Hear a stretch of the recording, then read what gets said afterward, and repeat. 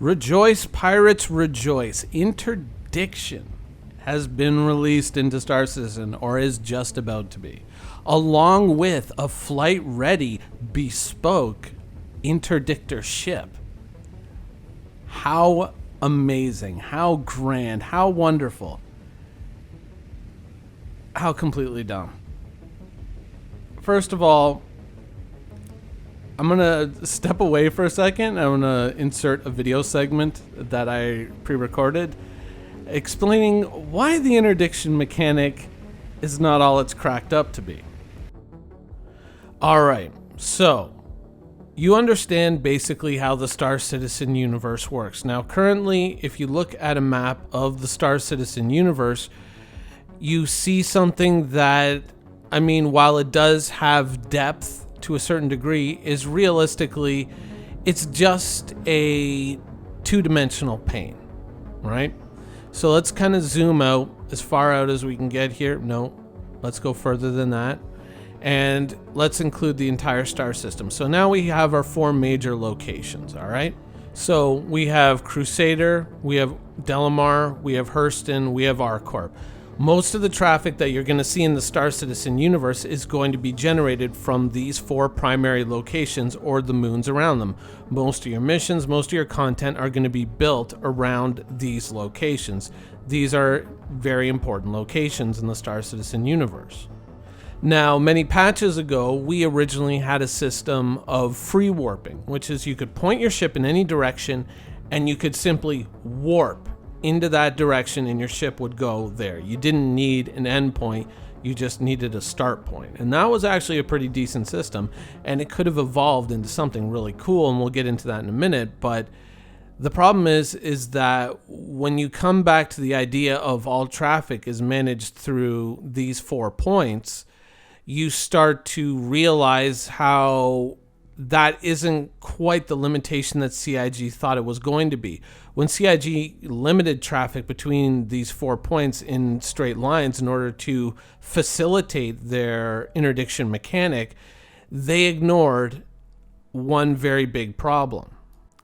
All these points here that I'm indicating on the map are truck stops. You know, there are actually more than I'm indicating, but all these points create an endless amount of variation in ways that players can alter their course. So traveling towards any one of these points for even a few seconds can alter your course between, let's say, Crusader and Hurston dramatically. And that kind of negates the whole interdiction mechanic as it's presented as being a snare.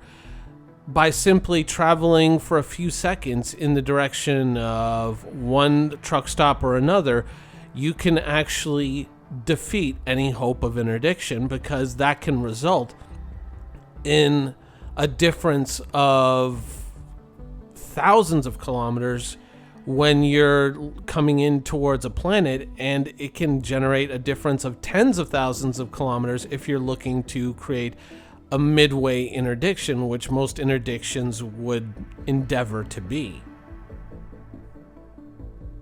Let's say that you're a jolly pirate and you set up between Crusader and Hurston. Your hope is to interdict travel between these locations, pick up a nice juicy hauler, and steal its cargo. That's your aim. The reason why you do that at the midway point is that in order for a ship to intervene in that, act of piracy, they first have to run something of a gauntlet.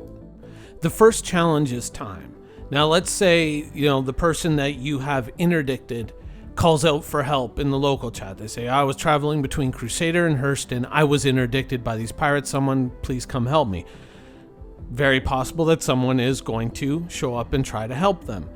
Now, before they can do that, though, they have to get on the track either at Hurston or Crusader, and then they have to warp that same track through to your location to get interdicted by you to turn up at your location, unless that player can put up something of a quantum beacon, which is yet to be determined. They have to first travel that distance, and even then, putting your snare in this location defends you by giving you time to do what you have to do.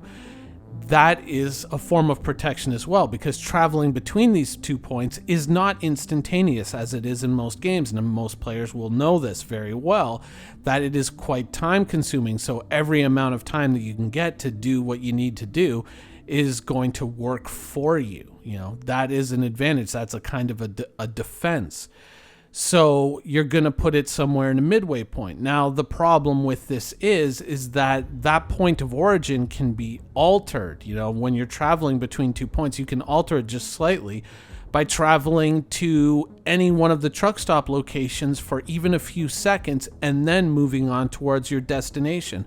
Though it will not really change the overall travel time for you all that much, or the distance or the fuel consumption, that slight change in course could result in a miss of tens of thousands of kilometers for the person trying to interdict you. They could be completely out of position, and as players get used to this mechanic and get used to it existing in the game, it will simply become learned behavior. Players will automatically do this. They will simply alter their course to a planet. They'll kind of use a little bit of a detour for just a few seconds, and that's all they're really going to need to evade this mechanic. Now, of course, there are multiple scenarios and multiple other issues that we can talk about with this. I mean, the variation goes on and on and on. I mean, just even the points of origin into space. If you're leaving, let's say I'm using the example here of Area 18 on ArcCorp, that planet rotates, so that point of entry into space is constantly changing. So there really is no uniform launch location or arrival location at planets when you think about all the variations that can occur along the way, not even allowing for players who make very specific changes to their entry point into space or their quantum starting point. When you think about all these little things as they come together, I mean, you could be warping from Yella to ArcCorp, within the Crusader system. All these little possible changes could drastically alter, your course in terms of the position you would have to place an interdiction field in order for it to be successful. So when you look at it, I mean, mathematically, geometrically, the odds are not on your side for a successful interdiction. There are just so many ways to evade it, both natural and, player learned, player imposed on the game, that the mechanic itself is invalidated unless you specifically create a corridor of space that all ships must travel through. But you can't really do that because the limitations on travel would be far too draconian and brutal, and players probably wouldn't accept that. The loss of free warp alone was something that a lot of people didn't react all that well to, and now you're going to kind of try to make it even more restrictive just to make this mechanic work. It doesn't make a lot of sense. The scope and scale of the Star Citizen universe, if you're thinking about even like a 20-kilometer interdiction sphere, the scope and scale of the Star Citizen universe, when you're talking about distances of, like you're seeing here, 22 million kilometers between ArcCorp and Hurston, 20 kilometers is nothing. It flashes by in the blink of an eye and you don't even notice it.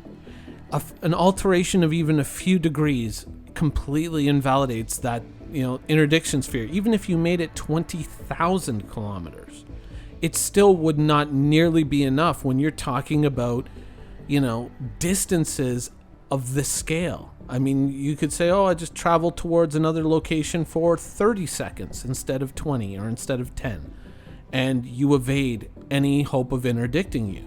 The only place that the interdiction sphere actually comes into play is if you're actually trying to interdict a ship or prevent a ship that you've already caught from warping away. Let's say if you catch a ship when it's leaving the atmosphere, or if you were to catch a ship when it's in a location where maybe quantum shouldn't be enabled, like an asteroid field, which by the way does make zero sense that you can do that, but whatever. Those are locations, and that's where this interdiction mechanic could actually work. This is where it would actually make sense when you're projecting a field around your ship that prevents quantum in the first place. That's not a bad idea. You see, the problem is that the quantum travel system that we currently have in game is not really that great of a system, because it really, much the way hover mode was, just, it wasn't well thought out. It didn't account for, the realities of the game that they had designed. Quantum travel is the same problem. A system like Elite Dangerous is actually a far superior system, because it would allow you to match course, to track someone down, to chase them down, and then to interdict them, and then drop them out of warp in a specific location. You could be traveling through space, and all of a sudden, you notice a mysterious signature that's closing in on you. You could react, you can counter, you can hopefully try to escape. But this allows for, in a way, even though it's not more realistic, this allows for a much more realistic interdiction system. The idea of just dropping a sphere somewhere in space and hoping somebody flies through it and not knowing what that could possibly be is not really all that great of a mechanic to start off with, because it's so easily evaded, and it could so easily turn into tragic consequences for the interdictor that it's just, it's not worth it. Now we come to the ship itself, and it's taken us deliberately like a long time to get to the ship, because we have to discuss all the problems with the current model of interdiction. The next problem is that CIG has already brought the ship to flight ready, and they clearly have not really thought this through, because the way the universe works currently, this ship and this mechanic, much like hover mode, don't really match up to that. But CIG has already built a flight-ready ship. This is good to go in 3.7, apparently. And what I think that you're going to find out very shortly is that CIG is going to alter quantum travel once again. And this time what they're going to do is they're going to create specific lanes and routes that you have to travel through a star system. It's the only way to salvage this ship. Before the ship is even launched, it's already broken, and the only way to really salvage it and to make this interdiction mechanic really work in terms of snaring people who are traveling in quantum is they're going to have to say there's an orbital point around Crusader, there's a beacon there, and there's another one around ArcCorp, and if you want to travel between Crusader and ArcCorp, you're going to have to go to this beacon, and then you're going to have to travel to the other beacon and then move on to ArcCorp. This is the safe travel lane. And they're going to have to do that for every destination, every major destination in the Stanton system and beyond. That's the only way that this interdiction mechanic works, is if you trap people on a very specific line and make them travel that actual distance in that specific way. Otherwise, the basic geometry of the Star Citizen universe, the basic reality of the distances and the vast amount of space that you can travel, the variations in how you can travel between points preclude this from ever working. So that is the change that, this is going to be one of those famous Minion Soldier predictions. This is what CIG is going to have to do in order to make the ship work. This is going to be something that's going to happen. Otherwise, CIG is going to have to go back to the drawing board with this ship and say, you know what, that whole midpoint interdiction idea totally doesn't work. And I have to think that at some point, someone at CIG must have realized this. I mean, you have so many 3D animators and artists who work with polygons and vertices and angles and all that stuff. There's got to be someone there who understands geometry at the most basic level who would go like, yeah, this totally doesn't work. They're going to have to make a change like this to the way Star Citizen works in terms of player long distance travel in order for this ship to work. And so that's probably what CIG is going to do. They're going to trap everybody onto specific highways and lanes of travel. And in that case, then the ship actually becomes pretty interesting from a pirate point of view. This ship actually becomes pretty cool. But without that change, it's essentially a waste of time.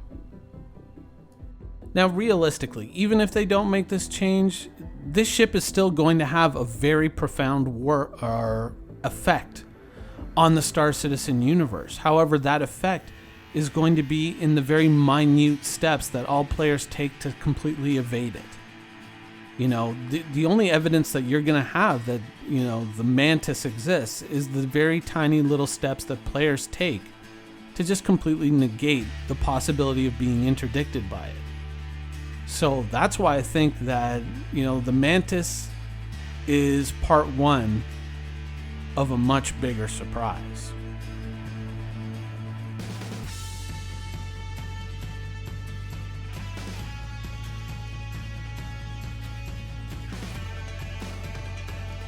Thank you for watching. So if you want to keep up with the latest and greatest in the Star Citizen and Squadron 42's development, please follow us on our social media channels. See you soon.